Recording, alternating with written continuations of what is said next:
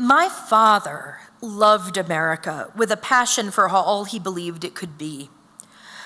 But part of that love meant believing that his adopted country was a place where people were judged not on the color of your skin, but on the content of your character. If Martin Luther King was articulating a dream, my father needed to believe that he lived in a version of the United States in which that dream was actualized.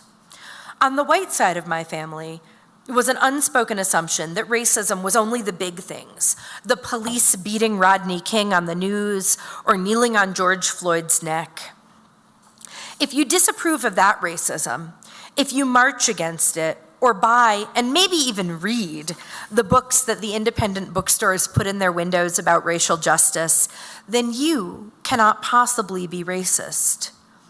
Even more so, if you call the resulting unrests protests rather than riots, if you bemoan that people are more concerned with loss of property than with loss of life, with generations who have seen their dreams deferred until they sag like a heavy load and then perhaps explode, and particularly if you know whom I just referenced, Langston Hughes, in case anyone is wondering, then you cannot possibly do things that are racist.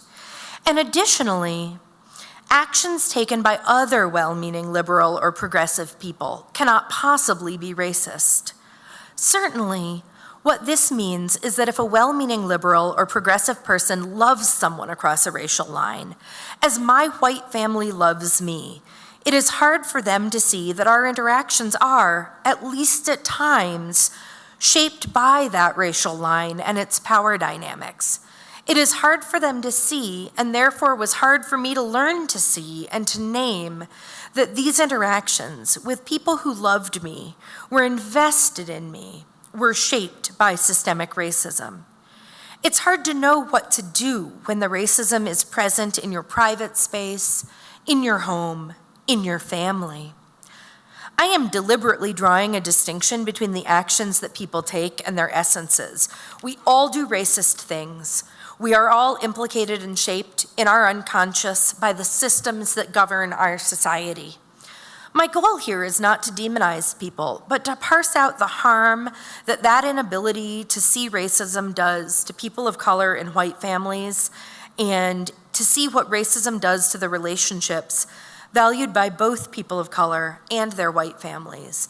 And if I were like editing this, right, like if I had a red pen in my hand, I would say, and also their friends.